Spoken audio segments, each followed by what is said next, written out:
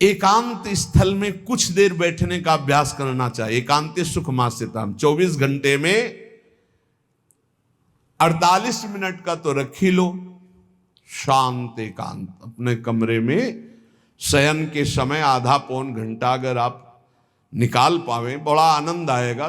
24 घंटे आप सेवा दिनचर्या में लगे, आधा घंटे निकाल लो या 48 मिनट शांत बैठ जाओ। बिल्कुल कोई माला नहीं, कोई क्रिया नहीं, बिल्कुल आप इस बात को देखना करके शांत बैठो। पहले बैठ जाओ।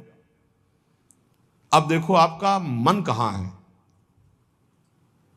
तत्काल देखिए। जो ही शांत बैठे, अब है कहां? जो सामने रूप आ रहा है, चाहे वो वस्तु हो, व्यक्ति हो, स्थान हो,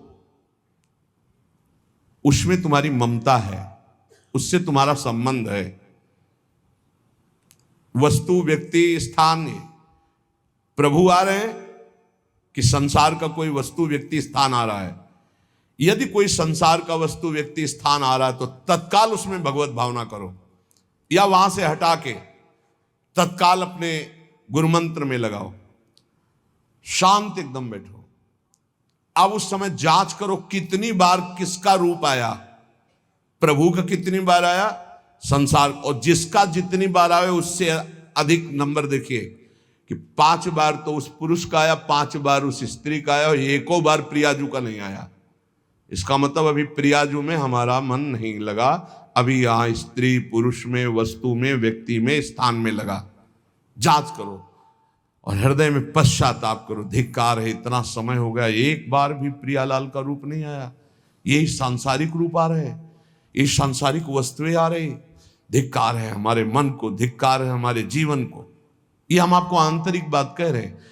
पूज्य भाई जी महाराज, जिस समय मन को धिक्कार दिया जाता है, जलन होती है, जब जलन होती है तो निर्मल होता है, निर्मल होता है, निष्पाप होता है, मल भस्म होता है। जो ताप अंदर मन में होता है प्रायश्चित का, उससे।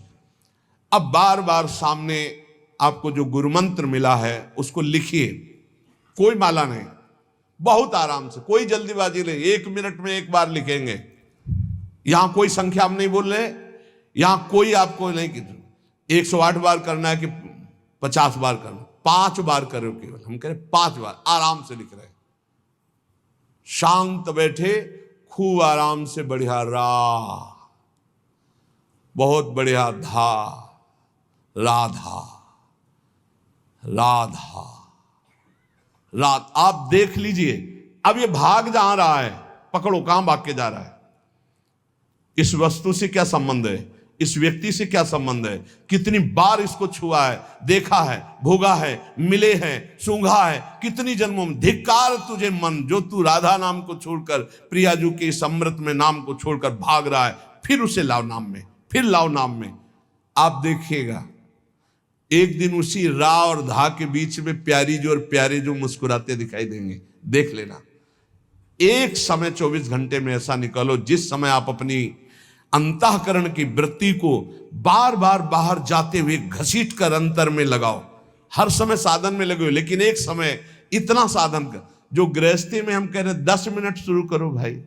10 मिनट से 10 मिनट शांत होकर बैठ जाओ। 10 मिनट बैठने में क्या परेशानी, उस समय जांच करो। जहां जहां मन जाए वहां से हटाकर नाम में लगाओ। बार बार सुंदर स्वर्णिम अक्षरों से नाम लिख रहे, रंग बिरंगे अक्षरों से, रा और रंग से, बड़ी आ की मात्रा और रंग से, धा और रंग से, बड़ी आ की मात्रा और रंग से, ऊपर के ऐसे खेलो, मन को खिलाओ, राधा नाम में खिलाओ, डुबाओ इसमें। आप देख लेना, हमारी बात को समझ लो। केवल ये वो बात कह रहे हैं जो आपको प्रियाजू के रूप के ध्यान में डुबो देगी। यही राधा नाम रूप प्रकाशित करेगा। तेरो रूप कहत नहीं आवे, श्री हरिवंश कछुक जस गावे, वो रूप ये प्रकाशित कर देगा। तो कह रहे शून्य स्वेवाव काशेषु, एकांत स्थान में जहां आपको विक्षेप न पड़े। ऐसी वृत्ति के समय अगर आपको कोई शोरगुल सुनाई दे रहा हो, आपका अभ्यास दृढ़ नहीं, तो एक रुई को ऐसे कपड़े में करके, महीन कपड़े में 2 बना लो, ऐसे लगा लो, कान में लगा लो, आवाजें नहीं जाएगी। अब ध्यान करो, देखो साधन की प्रणाली। और जब अपने साधन की बात होती है ना, तो आप हजारों अलग अलग आवाज करो तो हमें बस इतना समझ में आएगा कि चिड़िया चहचहा रहे हैं। आवाजें निकलनी, बस हमारे लक्ष्य में कोई अंतर नहीं पड़ने वाला। और अगर डूबना हो गया तो आवाज भी खत्म, श्रवणेंद्रिय होते हुए भी शोरगुल नहीं सुनाई देगा। पर प्रारंभिक दशा में ऐसा चाहिए।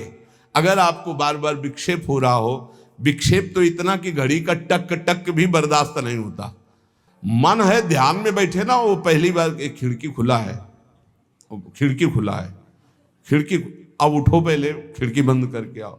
ये इसको बैठते ही देख लो कि कोई ऐसा प्रश्न तो नहीं कर रहा कि अमुक कोई बात हो, उसको निपटा दो पहले। हम सबसे पहला काम करते थे, अगर राधा वल्लभ जी के दर्शन करने जाने हो, हमें इत्र खरीदना, तो सबसे पहला काम हम इत्र खरीदेंगे। क्यों? ये दर्शन नहीं करने देंगे, इत्र खरीदना है। बार बार कहेगा इत्र हमें दर्शन में नहीं डूबने देगा, तो पहले हम वो काम सब कर लेते थे जो राधा वल्लभ जी के दर्शन के बाद कर रहे हैं। अब दर्शन में तो केवल दर्शन। ऐसे ही जब हम ये जो 20 मिनट 30 मिनट 40 मिनट समय की बात करें, इसमें जब आपको समय देना हो तो कृपया मन के लिए कोई काम मत छोड़ना, वो बिल्कुल फुर्सत वाला। इसलिए हम कह रहे हैं सोने जाने के समय कि अब हम शयन करने जा रहे हैं, उस समय आप समय दीजिए। और अगर ये पहले ही बार में कह दे कि अमुक अमुक अमुक, तो तुरंत सुधार दीजिए, नहीं पूरे ध्यान में वही चलाएगा। वो बहुत बहुत ही विघ्नकारी रहता है जब तक निर्मल नहीं हो जाता। और जिस समय नाम पकड़ने लगता है, हे ऐसा आनंद आता है कि केवल रोने का मन करता है। आप इसको करिएगा जरूर, एकांत स्थल पे करिएगा। और जब ये करने विघ्न करे तो कान में श्रवण होता रहता है, शोरगुल। तो ये हमने किया है प्रारंभ में, रुई में ऐसे, और एक महीन कपड़ा का बना के ऊपर कपड़ा से ऐसे और ऐसे खूब ठास के भर ले, अब आवाज ले जाएगी, अब अंदर राधा राधा राधा आनंद आएगा। ये प्रारंभिक है, ये आगे चल के इनकी जरूरत नहीं पड़ती अंतर्मुख होने पर। तो एकांत स्थल में जब इस तरह से साधना की जाती है तो उपासक का चित्त भगवदाकार होने लगता है। कह रहे हैं वही सच्चा सन्यासी है। वाग्दंड कर्मदंडश्च मनोदंडश्च ते त्रयः यस्यैते नियता दंडा सत्यदंडी महायतिः। श्री दत्तात्रेय जी महाराज कह रहे हैं वाग्दंड, जिसने वाणी को वाग्दंड मौन में स्थित कर दिया। वाग्दंड यही प्रपंच की वार्ता नहीं बोलनी, भगवद वार्ता केवल बोलनी। वाणी को दंडित करो, ये बहुत चटर चटर प्रपंच की बातें करती, नाम जपने में इसको थकान लगती है, प्रपंच की बातें करने में नहीं। इसलिए इसको मौन के द्वारा वाणी को शासन में रखो, या तो भगवत चर्चा या मौन। दूसरा कर्मदंड, जो सन्यासी होता है वो निष्कर्म अवस्था की तरफ बढ़ता है। प्रापंचिक कर्मों को करते हुए भगवान नाम स्मरण करके यदि कर्म समर्पण कर दिया जाए तो वही गति प्राप्त होती है। ये तो सर्वाणि कर्माणि मयि सन्न्यस्य मत्पराः प्रापंचिक कर्म है, व्यापार नौकरी आदि नाना प्रकार के। लेकिन इन कर्मों को भगवत स्मरण करते हुए किया जाए, भगवत समर्पित कर दिया तो वही गति प्राप्त होती है जो निष्कर्म अवस्था तो प्राप्त सन्यासी की होती है। 3 दंड होते हैं, वाग्दंड, और एक होता है कर्मदंड, शरीर को निश्चेष्ट रखना, निष्क्रिय रखना, और मनोदंड, मन को निसंकल्पित रखना, कोई संकल्प न बनना। इसे संन्यास भाव को प्राप्त महापुरुष की अवधूत स्थिति तक पहुंचने का यह रास्ता है। वाग्दंड, कर्मदंड, मनोदंड, वाणी को मौन के द्वारा, शरीर को निश्चेष्टता के द्वारा निष्कर्म स्थिति के लिए, और मन को निसंकल्पता के द्वारा, कोई संकल्प न बनावे, ऐसा का ऐसा, ऐसा नहीं, जैसा प्रभु जब चाहे जैसा, हमारा कोई संकल्प विकल्प नहीं। वाणी से भगवत चर्चा, शरीर से भागवतिक कर्म, नहीं तो संसारिक विरत बहुकर्मा, निरत निरंतर सज्जन धर्मा। अब एक परम धर्म की बात का वर्णन कर रहे हैं। गृहस्थ धर्म में जैसे है, या जिनके पास बहुत अर्थव्यवस्था है, उनको चाहिए कि गौ सेवा से बहुत जल्दी शरीर पवित्र होता है, हृदय भी पवित्र होता है, और गोविंद भी प्रसन्न होते हैं। यदि गावः प्रदक्षिणेर कार्या वंदनीया ही नित्यशः मंगलायतनम दिव्याः श्रेष्ठास्पेता स्वयंभुवा। यदि गाय घर में पाली जाए या गौशाला खोली जाए और गौओं की सेवा की जाए। जिनके पास अर्थ है, भाव है, भगवान स्वयं श्री कृष्णचंद्र जी ने गौ सेवा स्वीकार की, गौवें चराई। गौओं की परिक्रमा करने से, जैसे आप प्रभु के बिहारी जी के मंदिर की 4 परिक्रमा करें तो जो फल आपको मिलेगा वही गाय की 4 परिक्रमा कर लें तो आपको प्राप्त हो जाएगा। गौ की प्रदक्षिणा से, गावः प्रदक्षिणी कार्यावंदनीया ही नित्यशः, जो रोज गाय को प्रणाम करता है और गाय की प्रदक्षिणा करता है तो भगवत प्रदक्षिणा का उसे फल प्राप्त होता है। जहां गौएं विराजमान होती हैं वो बड़ा पवित्र दिव्य तीर्थ स्थल माना जाता है। गौएं जहां विराजमान रहती, गौशाला में भजन करे तो कई गुना बढ़कर के प्राप्त होता है। स्वयं ब्रह्मा जी ने गौओं को दिव्य गुणों से विभूषित बनाया है। अप्यागाराणि विप्राणाम देवतायतनानि च यद गोमयेन शुद्ध्यंतिम किम ब्रूमो हृदिकम ततः।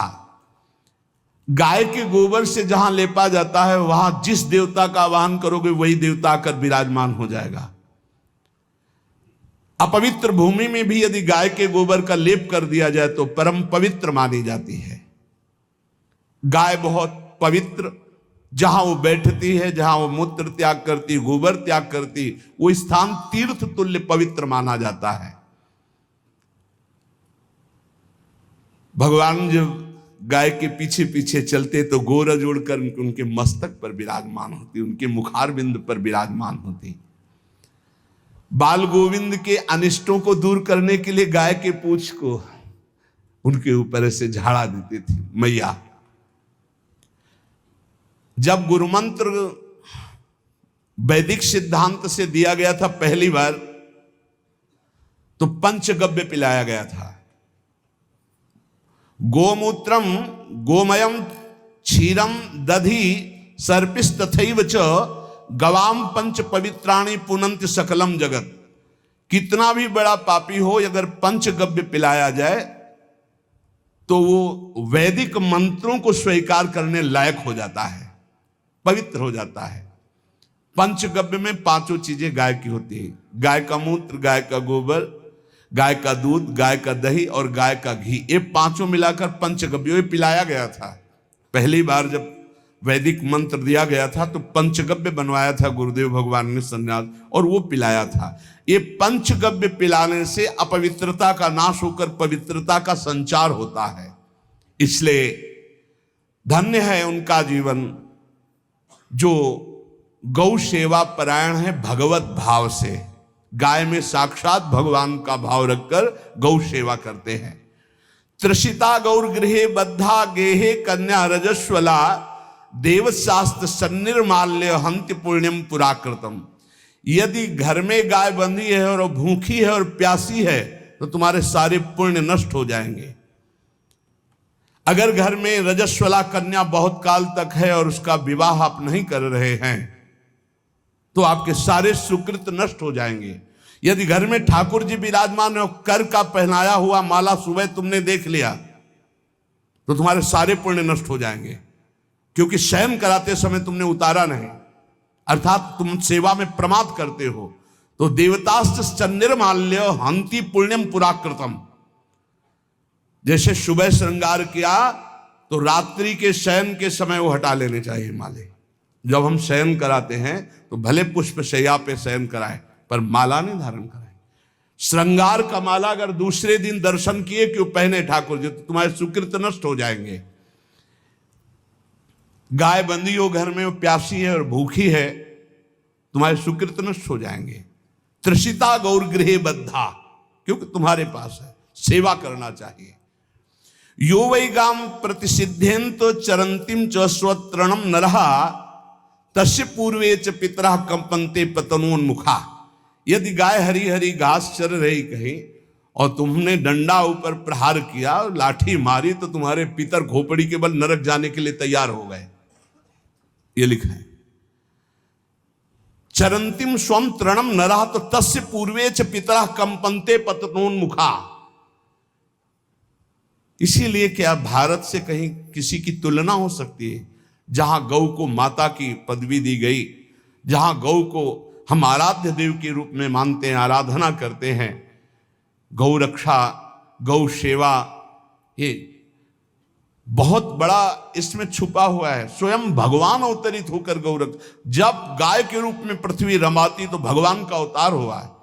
बड़ा विचित्र समय आता चला जा रहा है कि अब आधुनिक यंत्रों की ऐसी सेवाएं हो गई बड़ी बड़ी कि अब ना बैल की जरूरत है, और ऐसे दूध की महंगाई बन गई कि अब देसी गाय 2 लीटर 3 लीटर 4 लीटर, और ऐसी ऐसी कि 20-20 25-25 लीटर दे तो कौन देसी गाय को। तो गौओं का सेवा का भावना शास्त्र आज्ञा करता है कि जो प्रतिदिन अग्रग्रासे परोभावा कर्तव्यो भक्ति तोन्वहम अकृत्वा स्वयं आहारम कुर्वम नापनोति दुर्गतिम। जे ही तुम्हारे गृहस्थ में घरों में पहले होता था, अब तो भगवान जाने, जे ही पहली रोटी तवा में गई तो वो निकाल करके पक्की रखी जाती थी गौग्रास के लिए, पहला रसोई में। तो इसमें लिखा प्रतिदिन स्वभोजनम, पहले स्वयं भोजन न करके गाय के लिए ग्रास निकालना चाहिए। तो जिनके पास अर्थव्यवस्था, जो गृहस्थ धर्म में है या जिनके पास अर्थ है, कुछ रोज 1 रुपया निकालो। हम कह रहे रोज निकालो तो महीने में 30 रुपया होते, 30 रुपया में एक गाय को हरी घास तो एक टाइम पवा ही सकते हो ना, बहुत नहीं है तो 1-1 रुपया निकाल के अगर एक गाय को चारा दोगे तो एक बार का भोजन तो हो ही सकता है। 30 रुपया में हरी घास जाकर के उसके दवा एक बार तो पवा दोगे ना। अग्रग्रासे परोभावा कर्तव्य भक्ति तोन्वहम, भक्ति पूर्वक गाय को 1 ग्रास भोजन में 1 रोटी तो निकालना चाहिए गाय के लिए, ऐसा शास्त्र आज्ञा कहता है। जो ऐसा करता है तो अकृत्वा स्वयमाहारम कुर्वन् नाप्नोति दुर्गतिम, अपने आहार से 1 रोटी निकालकर गाय को देता है और स्वयं 3 रोटी भले पाले 1 रोटी गाय को दे दी तो बोले उसकी दुर्गति नहीं होगी, अर्थात उसके अंदर भाव बढ़ता चला जाएगा वो भगवान की भक्ति में। और तेनाग्नयो हुता सम्यक पितरश्चापि तर्पिताः देवास्त्र पूजितास्तेन यो ददाति गवान्हिकम, जो प्रतिदिन गौग्रास निकालता है, अर्पित करता है, तो उसको अग्निहोत्र करने का फल मिलता है, उसके पितरों को तृप्ति मिलती है और समस्त देवताओं के पूजन का फल मिल जाता है जो गौग्रास निकालता है। यो वै ताड्यते यष्ट्याधेनुम मर्त्यो विमूढ़धि, जो मूर्ख मनुष्य, जैसे अब गाय दूध नहीं दे रही, मार डंडे डंडे मार रहे हैं, इंजेक्शन लगा रहे हैं, ऐसे वैसे कर रहे हैं, उसको ताड़ना दे रहे हैं, तो बोले जो मूढ़ बुद्धि मूर्ख मनुष्य, यो वै ताड्यते यष्ट्याधेनुम मर्त्यो विमूढ़धि, वो गाय को लाठी से मारता है, डंडे से मारता है, हाथों से मारता है, तो धर्मराजस्य नगरेशा याति करवर्जिताहा, धर्मराज जी पहले अपने नरक में ले जा करके उसके कहते थोड़े थोड़े तिल तिल करके पहले इसके हाथ काटो, मरना है नहीं वहां, अब आराम आराम से थोड़े थोड़े पहले हाथ वर्जिताहा, इन्हीं हाथों से गाय को मारा था ना, तो ऐसे थोड़ा थोड़ा काटा जाता है उसके हाथ, कर वर्जिता हा, उसके दोनों हाथ काट करके थोड़े थोड़े। यो वै दंसान वार्यति तस्य पूर्वे कृतार्थ काहा नृत्यंत सवादिस्मास्तरिष्यति भाग्यवान, जो गौ के शरीर को स्नान कराता है, गौ के शरीर को कीट आदि से मच्छर आदि से रक्षा करता है और खूब अच्छा अच्छा पदार्थ गौ को, केवल दूध के लोभ से नहीं, ये हम गौ सेवा की बात कर रहे हैं, ये कि नहीं वहां 10 लीटर दूध देती तो हाथ फेरो, जब दूध नहीं देती है तो चारा भी ठीक से नहीं दे रहे और उसके ये स्वार्थी हो, गौ सेवा का बात नहीं, वो दूध का लोभी केवल व्यापार की बात करता है। गौ सेवा का तात्पर्य है गौ सेवा, केवल खूब बछड़े को पिला दिया प्रसाद रूप से जो दूध मिला उसका अपने सेवन की, वो बात तो अलग है। अब बछड़े को तो जरा सा केवल पिन्हाने के लिए कर दिया और खूब सारा दूध लीटर में नाप करके जा रहा है और उस समय तक तो खवाओ पियाओगे ही खूब अच्छे से, इसके बाद जब दूध देना बंद किया तो उसका आदर सत्कार खत्म, खोल के बाहर ऐसे वो प्लास्टिक खाते घूम रही, तो ये गौ सेवा नहीं मानी जाएगी, वो स्वार्थ पूर्ति मानी जाएगी। जो सदैव गौ सेवा करता है, उसके डांस मच्छर हटाता है, स्नान कराता है, पीठ में हाथ फेरता है, उसके पूर्वज जो पितर होते हैं वो नाच पड़ते हैं, उनका मंगल होना शुरू हो जाता है कि हमारे वंश में गौ सेवक पैदा हुआ, बड़ा भाग्यवान है और वो गौ के द्वारा हमें तार देगा, ऐसा भाव। गौ सेवा हमारे सनातन धर्म में बहुत बड़ा स्थान गौ सेवा का है। पर एक बात ध्यान रखें, इन सब सेवा का फल है भगवान के चिंतन में निरंतर वृत्ति डूब जाए। हमारी एक एक वृत्ति, एक एक क्षण भगवान के चिंतन में डूब जाए। अगर नहीं तो हम आपको उत्तर दे रहे हैं। कल प्रश्न हुआ था कि क्या गौ सेवा के बिना मुक्ति मिल सकती है? क्या महाराज नृग जैसा कोई गौ सेवक हुआ है दानी? भागवत में पढ़ लेना। करोड़ करोड़ गायों को, करोड़ों गौशालाएं थी, एक दो नहीं। इसलिए कह रहे हैं करोड़ों शब्द कि आप उसको कहीं ज्यादा ना समझें। पृथ्वी के कोई भूमि के कण गिन सकता है, बारिश की बूंदे गिन सकता है, लेकिन महाराज नृग की गौएं जितनी दान की गई वो गिनी नहीं जा सकती थी, ऐसा वर्णन आता है। अरबों अरबुद गौओं की सब स्वर्ण से अभिषिक्त करके ब्राह्मणों को दान करना। इतने बड़े गौ सेवक, इतने बड़े दान करने वाले, एक चूक हो गई, ना दान लेने वाले तपस्वी ब्राह्मण की गाय किसी अन्य ब्राह्मण को दान कर दी, और वो ब्राह्मण ने जब गाय देखी बोली मेरी गाय चुरा ली। बोले महाराज नृग ने दी। महाराज नृग से कहा मेरी गाय है, तो उनका गौशाला में आ गई होगी, आपको 10,000 गौएं देते हैं, आप अपनी गाय। बोले मैं प्रतिग्रह नहीं लेता। जिसने दान लिया था उसने कहा गाय यही लेके जाऊंगा, तो उनका आप गाय छोड़ दीजिए, आपको 10,000 गाय देते। बोले नहीं लूंगा। बस अनजाने के अपराध ने गिरगिट बना दिया था, कुएं का गिरगिट। पर भगवान बड़े कृपालु हैं, गौ सेवक थे, इसलिए गोविंद द्वारिकाधीश जी ने उनका उद्धार किया। सब साधन का फल है अच्युत भावना से युक्त होकर, भगवत भावना से युक्त होकर निरंतर भजन करते हुए सेवा परायण रहो, चराचर जगत की सेवा परायण रहो। भजन करना ही सबसे बड़ा परम धर्म है। हम सब सेवाएं करें जगत की, लेकिन अंदर से राधा राधा राधा, गोविंद गोविंद गोविंद गोविंद, आनंद आ जाएगा। तन से सेवा करो, मन से भगवान के चिंतन, मामनुष्मर युद्ध से भगवान के चिंतन में रहो। सेवा और व्यापार में अंतर होता है। गौ सेवा के बहाने से धन का जो दान लेना है और उसका अपने में प्रयोग करना, मैं पितरों सहित नरक जाना है, लिख लो। गौ सेवा के बहाने से दान लेना और उसका अपने परिवार के सुख में पैसे का प्रयोग कर देना या अपनी वासनाओं की पूर्ति में लगा देना। आया गौ सेवा के लिए और आप प्रयोग कर रहे हैं गाड़ी घोड़ा नाना प्रकार के सांसारिक भोगों में, तो लिख लो पितर सहित तुम्हारे नरक जाएंगे, क्योंकि गौ सेवा के लिए आया है। गौ सेवा का धन सिर्फ गौ सेवा में ही लगना चाहिए। आप गौ सेवक है, दूध पान कीजिए, रोटी खा लीजिए, लेकिन गौ सेवा का अर्थ आप अपनी वासनाओं की पूर्ति में, अपने मनोरंजन में या अपने मन के संकल्प भावना में नहीं पूरी कर सकते। गौ सेवा के लिए ही पूरी कीजिए। गौ के वास का निर्माण, गौ के भोजन की व्यवस्था, वो दूध दे ना दे, वो कैसी भी अवस्था में हो, उसकी सेवा परायणता, उसके लिए सेवक रखना, सेवकों को भी सुख प्रदान करना, लेकिन स्वयं कभी गौ के सेवा के लिए आए हुए धन का स्वयं के लिए भोग न करना और निरंतर भजन में रखना, उसे परम पद की प्राप्ति हो जाएगी। इसलिए हमारे सनातन धर्म में गौ सेवा का विशेष महत्व है और इस महत्व को सबको स्वीकार करना चाहिए। यदि आप गौ पालन स्वयं नहीं कर सकते तो 4 लोग मिलकर के, क्योंकि आज जो गायों की व्यवस्था वो बड़ी दयनीय हो रही है। दयनीय इसलिए हो रही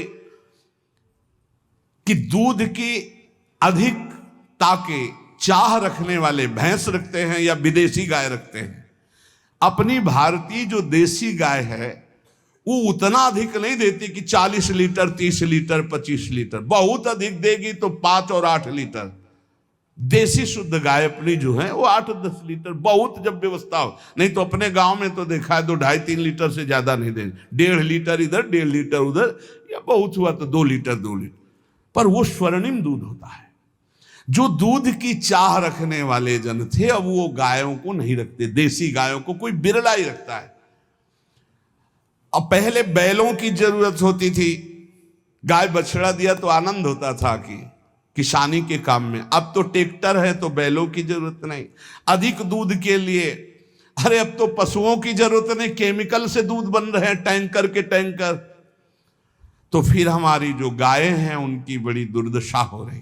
तो हमें चाहिए कि जो गृहस्थ जन हैं, धनी मानी जन हैं, या जिनके पास शरीर व्यवस्था, बौद्धिक स्तर, सेवा प्राण, अर्थव्यवस्था, वो थोड़ा 4 गाय की व्यवस्था करके उनकी सेवा करें, क्योंकि हमारे सनातन धर्म का स्वरूप है। जहां मां पदवी दी गई है गांव को, गौ माता कहा गया है, गौ में समस्त देवता विराजमान है। गौ का बहुत बड़ा महत्व वर्णन किया गया धर्म शास्त्रों में।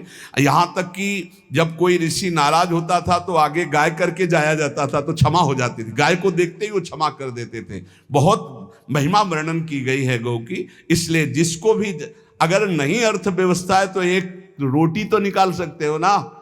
तुम्हारी रसोई में रोटी बने तो पहली रोटी निकाल लो, और आसपास जहां गाय बंधी हो तो उसको दे आओ जाकर, तो कम से कम धर्म का पालन हो जाएगा, गौ सेवा बन जाएगी। तो गौ सेवा, चराचर जगत की सेवा, भगवत सेवा, सबका फल है। फिर प्रारंभ में आ जाइए स्मृति। योगी हो तो चित्त की वृत्ति का निरोध करके परमात्माकार, ज्ञानी है तो चित्त वृत्ति का लय करके स्वरूप स्थित, भक्त है तो एक एक वृत्ति सावई मनः कृष्ण पदार विंदयो। भगवान के चरण में, भगवान के नाम में, भगवान के रूप में, भगवान की लीलाओं में स्मृति अगर नहीं तो सब साधन अधूरा, और स्मृति तो हर साधन पूरा। इसलिए एक बार कमर कस लो, चाहे जगत की सेवा करो, चाहे जिस कार्य में लगे हो, तुम्हारी स्मृति प्रभु में लगी हो। स्मृति के बिना हम जीवन का कोई महत्व नहीं समझते। स्मृति विहीन जीवन सब व्यर्थ। इसीलिए उन परमहंसों के चरणों में स्वयं भगवान चरण रज लेने के लिए पीछे डोलते हैं, जो निरपेक्षम मुनिम शांतम निर्वैरम समदर्शनम अनुब्रजाम्यहम नित्यम पुयत्यंगुरेण भी। ना कोई प्रतिज्ञा, ना कोई चाह, ना कोई इच्छा, निरंतर भगवदाकार वृत्ति, निरपेक्षम, मननशील, द्वंद्व विमुक्ता, जो शांत हैं, जो किसी से वैर नहीं रखते, भगवदाकार वृत्ति, उसी मार्ग के आप पथिक है। सर्वतो भावेन, अपने मन को समेट लो धर्म और कर्म दोनों से, और साब त्यज लोक धर्मान, और परम धर्म का सेवन करते हुए समस्त चराचर जगत को भगवत स्वरूप निरखते हुए इसी जन्म में परम पद को प्राप्त हो जाओ। सत्संग का सार हमारा शरीर है, इससे सेवाएं बने, हमारा मन है, इससे चिंतन बने, हमारी वाणी है, इससे लीला गुण का गायन करें, और हम स्वयं परमात्मा अंश हैं, परमात्मा स्वरूप है, ऐसी ठसक बनी रहे, जीवन मुक्त ही हो। स्वार्थ को लेकर किया गया धर्म रंग नहीं लाता। निष्काम किया हुआ छोटा सा भी धर्म परमार्थ की ऊंचाई पर चढ़ा देगा।